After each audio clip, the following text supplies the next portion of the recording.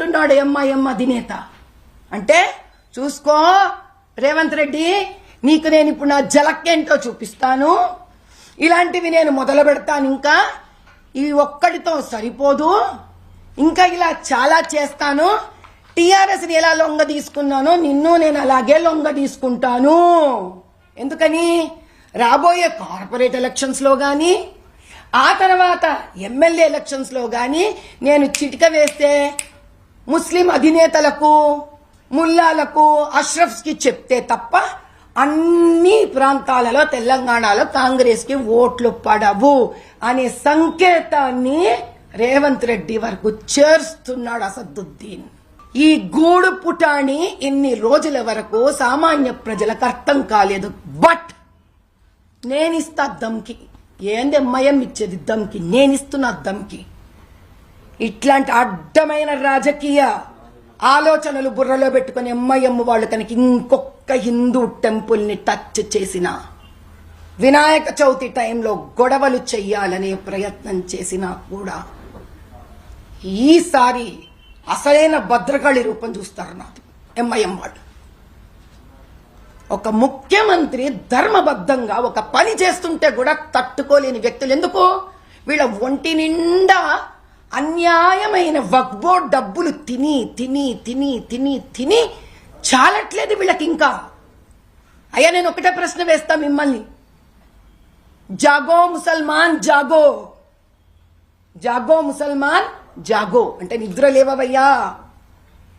మీకు చెందవలసినవి అంటే కనీసం ఆ వక్ఫ్ బోర్డ్ ప్రాపర్టీ మీద వచ్చే ఇంట్రెస్ట్ కానీ దాని మీద వచ్చే ఫలితము డబ్బులు నెలవారీ వచ్చే దాంతో కూడా ఎంతో మంది దళితులు, ముస్లింలను పైకి తీసుకురావచ్చు, పసమందాలను పైకి తీసుకురావచ్చు. ఎందుకు? వాళ్ళు రోజుకి భూగర్భంలో కలిసిపోతున్నారు దరిద్రంతో. ఎంఐఎం లాంటి అధినేతలు ఉండి వీళ్ళకు సరిపోవట్లేదు.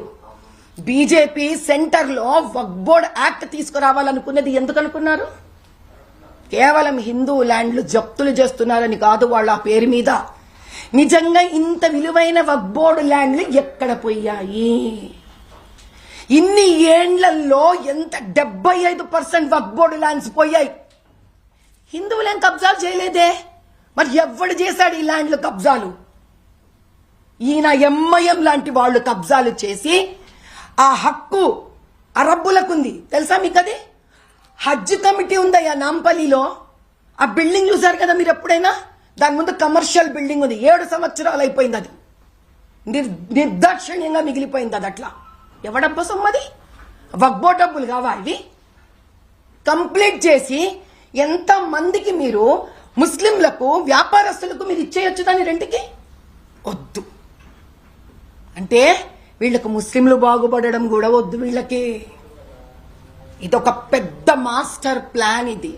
ఇది అర్థం చేసుకోకుండా అటు ముస్లింలు అట్లా హిందువులు గొడవ పడుతున్నారు తప్పిస్తే ఈ దేవాలయాలను పగలగొట్టేది, ఆడపిల్లలని ఎత్తుకు వెళ్లిపోయేది, హ్యూమన్ ట్రాఫికింగ్ చేసేది, ఈ డ్రగ్స్, ఇవంతా ఎంఐఎం లాంటి ఒళ్ళు కొవ్వెక్కి పొగరుబట్టిన వాళ్ళు చేస్తున్న పని. ఎవరికి తెలియదయ్యా. వాళ్ళ నాయనను హైకోర్టు డిక్లేర్ చేసింది ల్యాండ్ గ్రాబర్ అని. ఏం గ్రాబ్ చేశాడు? ల్యాండ్ ఏకంగా డిఫెన్స్ ల్యాండ్కే పెట్టాడు ఆయన పంగనామాలు. ఇట్లా ఆ ముందు తరం అందరు తెలుసా, హిమాయత్ నగర్ లో రెంటెడ్ హౌస్ లో ఉండేవాళ్ళు. వాడు ఒక చిన్న బైక్ నడుపుకుంటే ఇట్లా మోటార్ సైకిల్. ఎక్కడి నుంచి వచ్చింది వీళ్ళకి ఇంత ఆస్తి? వక్ఫ్ బోర్డ్ ల్యాండ్లు తిని తిని తిని తిని హిందూ ముస్లింల మధ్యలో గొడవలు చేసి చేసి చేసి ఏ ప్రభుత్వం ఇక్కడ అధిష్టానంలోకి వస్తుందో వాళ్ళని చేతిలో కబ్జాలు పెట్టుకోవడానికి. కానీ నేను ఒక్కటే మాట చెప్తున్నాను, ప్రతిరోజు ఒకే రోజులా ఉండదు. నేను ఒక హిందువుని. నా శరీరంలో ఆఖరి బొట్టు రక్తం ఉన్నంత వరకు, ఊపిరాడుతున్నంత వరకు నేను న్యాయానికి, ధర్మానికి నిలబడతాను. హిందువుల మీద కానీ, హిందుత్వం మీద కానీ, పండుగల మీద కానీ, దేవాలయాల మీద కానీ, ఆడకూతుళ్ల మీద కానీ చెయ్యి దూరం మాట కన్నెత్తి తెరిచి చూసినా కూడా ప్రభుత్వాలతో నాకు సంబంధం లేదు. నేను వస్తున్నాను, ఖబర్దార్. కానీ ఇదే మీడియా సోదరుల ద్వారా నేను భారతదేశంలోని అందరూ యోగులకు, సన్యాసులకు నేను నమస్కరించి ప్రాధేయపడుతున్నాను. నిన్న ధర్నాలో కూర్చున్నంతసేపు ఎన్నో పెద్ద పెద్ద మాటలు ఒప్పుకున్నారు. నిన్న రాత్రి నుంచి మళ్ళీ పూజలు చేయనివ్వట్లేదు. ధ్వంసమైన దేవాలయాలు ఆగమ శాస్త్ర ప్రకారం శాంతి జరుగుతూనే ఉండాలి, అమ్మవారికి రోజు పూజలు జరుగుతూనే ఉండాలి అక్కడ.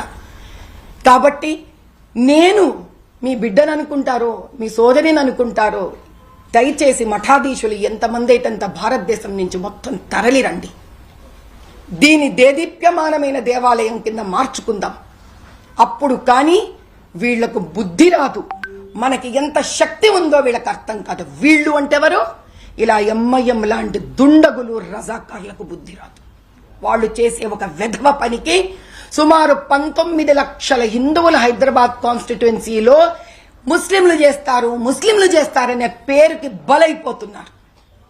ఈ చీడ పురుగులను సమాజంలో నుంచి తీసేస్తే తప్ప హిందూ ముస్లిం రెండు వర్గాలు సబ్కా సాత్ సబ్కా